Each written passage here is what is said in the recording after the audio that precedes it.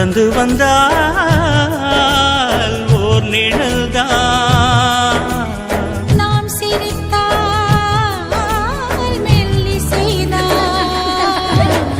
அத்தியத்திக்கா அத்தை மடி மேலே ஆடி கிடந்தார் சுகமையோ. தத்தி தத்திக்கா தத்தை மொழி பேசும் தங்க கிளிகள் நாமையோ. வயதான எல்லோருமே இன்னும் சின்ன